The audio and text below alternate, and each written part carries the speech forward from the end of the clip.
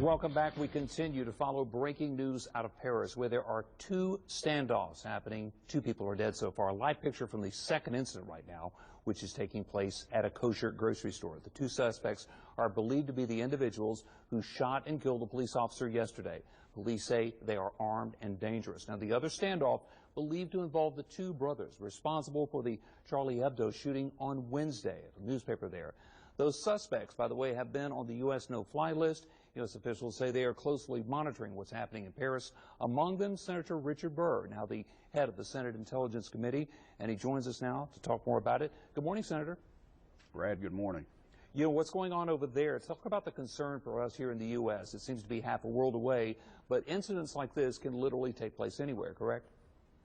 They can, and I think it's important that the American people understand the international intelligence communities are connected. They talk frequently. We're all partners with each other. We've worked as aggressively as the French have from a standpoint of mining data to figure out what we might provide for them that they might not have had, to give them more insight into what happened or who did it or why or who might be involved. But it's important to us to take the information that they glean from these individuals and mine that data as it relates to what we've been able to accumulate for years.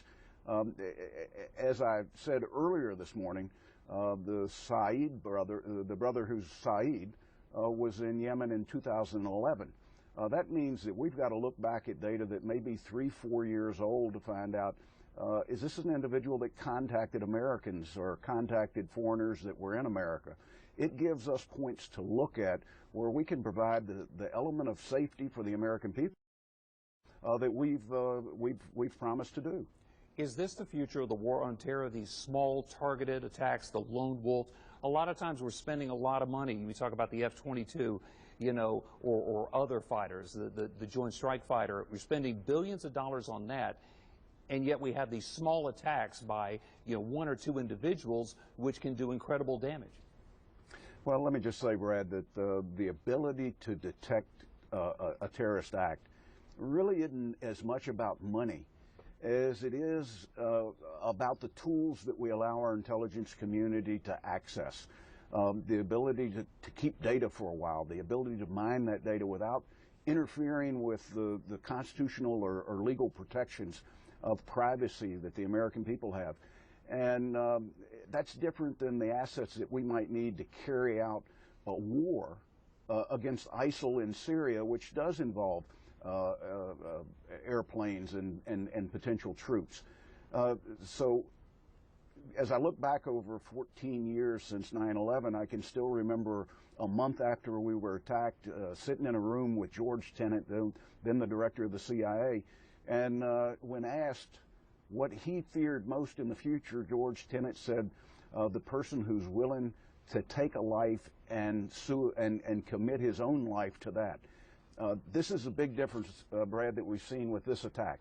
These 2 or possibly 3 individuals weren't suicide attackers. They wanted to create mass casualty. They didn't want to be identified. They wanted to get away. We're in a new phase, and I fear that this might trigger globally people who are already positioned and trained. You know, one thing, when you initially talked about the work that the U.S. does with other countries around the world, one thing that may play a factor in that, the release of the report, the summary report individually on at the end of last year about torture, and the fact that it was done before Republicans took over and you took your current position there. Do you think that was done politically? Do you think it's going to damage our relations around the world? Nothing we can see now, but potentially down the road. Well, do I think it was political? Absolutely. I think everybody in America realizes it was political. Are there points with it that I agree with that we shouldn't do in the future? Absolutely there are. Did it do us any damage? It exposed partners that we had around the world where internally within those countries that was a well-kept secret. That damages us. It exposed CIA operatives around the world who went unnamed in the report, who the media were able within a month to name those individuals. It exposed sites where we held enemy combatants and we interrogated them. that were unknown within those countries. Now that's public. It has done us significant damage.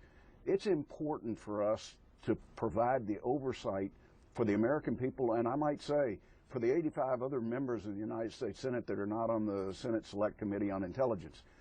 But it doesn't mean that everything that we do has to be public. And I'm going to try to thread that needle and walk the balance of making sure that we provide for the American people a sufficient amount of information with the assurance that we gain their trust, that our intelligence community doesn't step outside of the bounds of law or of what the President's directive have asked them to do. Senator Burr, we're out of time for now. We appreciate yours. Thank you very much. Great to be with you, Brad. Thanks.